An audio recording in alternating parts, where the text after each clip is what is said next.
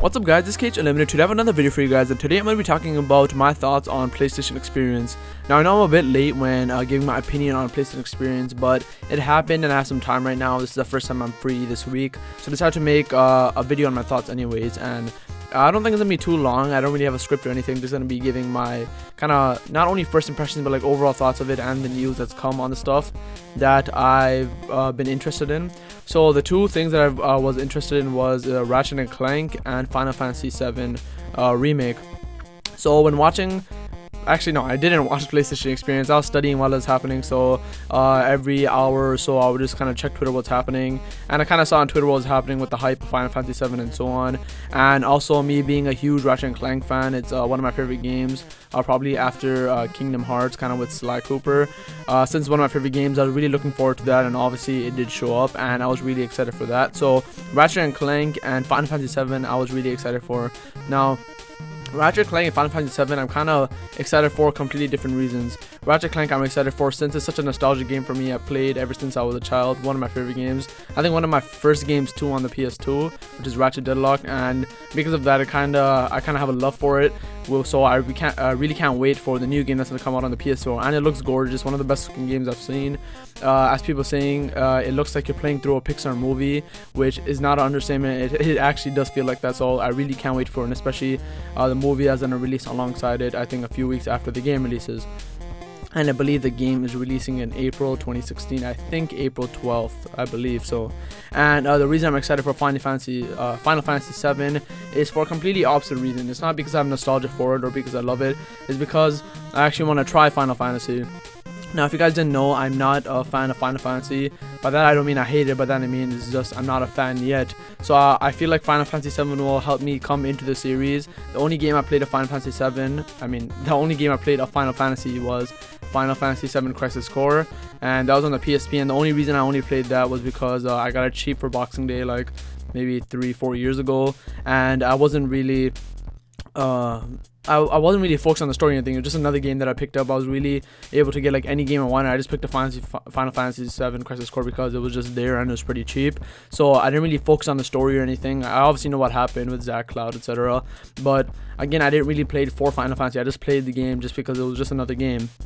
So when it comes to Final Fantasy, I'm still really not into it at all, and I'm really confused when it comes to Final Fantasy. Like there's like Final Fantasy 6, 7, 8, 9. I don't know where it goes up till this 15 now, and there's like a bunch of remakes. I have no idea how the games work, so hopefully after I get into Final Fantasy 7 I can kind of pay attention more to how everything works and kind of get into the loop of everything. So that's really why I want to get into the series, just to get into the loop of everything and become a Final Fantasy fan, because it seems like an amazing franchise, and obviously since it's so closely linked to Kingdom Hearts, you'd think I like it a lot. And yeah, I do find it interesting whenever a Final Fantasy update comes or a Final Fantasy 7 update comes.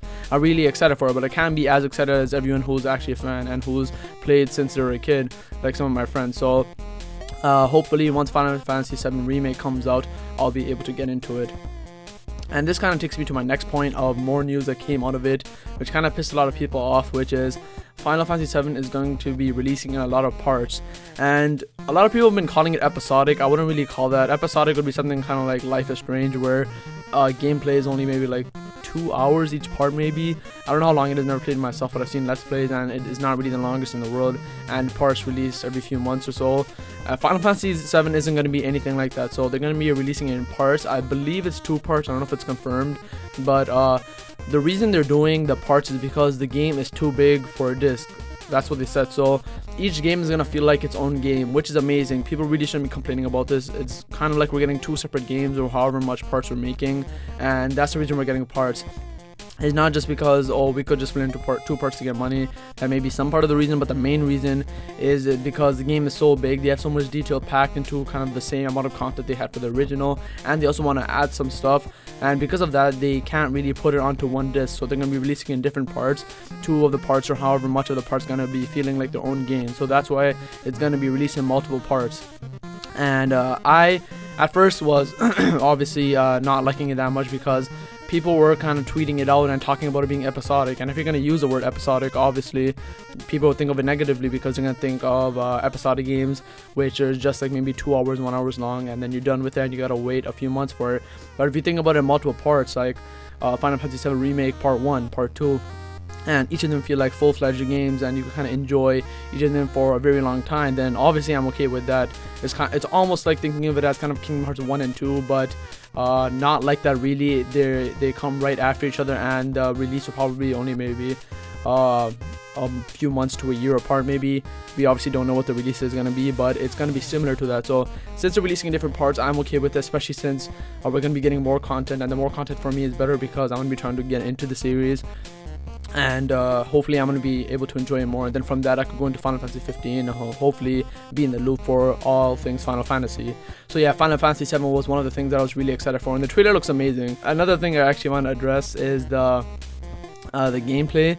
So it's funny seeing how much people are kind of crying over the gameplay being real time now, because the turn-based fanboys are kind of attacking like the game. They're like, oh, it's so Kingdom Hearts, like it's so stupid, it's kind of gay and everything. I was kind of laughing to see those comments because like they're so irrelevant. Like, okay, it's not turn-based anymore, deal with it, you can't really change it. People are saying how they're gonna create teams to go against, kind of protest to make it turn-based, seeing the stupidest thing ever. And like, obviously me being a fan of Kingdom Hearts, I'm obviously okay with the real-time combat. It's gonna make the game much better in my opinion, and hopefully the game does turn out amazing, and the turn-based people or fanboys kind of see it for what it is and kind of like it how it is better, because just because you're changing the fighting style isn't gonna really make the game worse, especially since this fighting style is actually better. I'd rather kind of fight kind of more action, fast paced, and waiting a few seconds for attacking, and it gets kind of boring. But it's one of the main reasons I even stopped playing like cool games such as Pokemon, because turn-based is just not really my thing anymore and I'm kind of getting bored of it.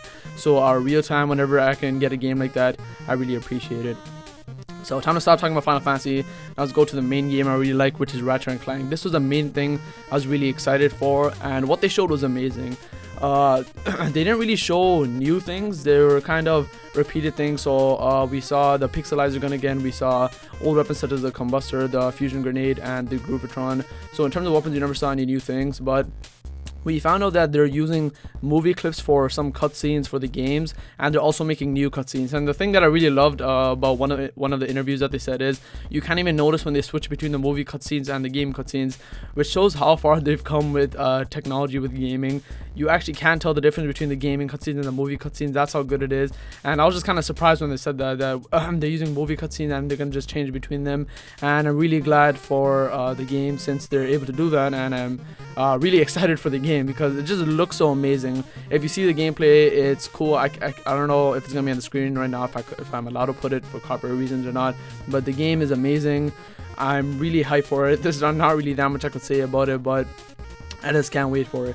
I remember even other gameplay for it being in this kind of dark room fighting this other boss, and the lighting is just so real now. It feels like one of those hyper realistic games, but sorry if you heard that. It sounds like one of those hyper realistic games, but like in a cartoon style. It's just so unreal and so amazing. So I really can't wait for the game and what it brings, because it's supposed to be a reboot, something completely new, and now that's on the PS4 console. Hopefully they can successfully continue off the series and not only make just one game on the PS4, but like maybe 3, 4, or however much they can make, because Ratchet & Clank is one of my favorite series. So yeah, that's really all I want to say for this video. It's kind of stretched long enough, so I hope you guys enjoyed this video. Remember to tell me down in the comments below what your experience is or what you liked about PlayStation experience. I like Ratchet & Clank and Final Fantasy 7 Remake. These are my opinions. Hope you guys enjoyed this video. Remember to like, comment, subscribe, and remember the possibilities for gaming is unlimited. Later.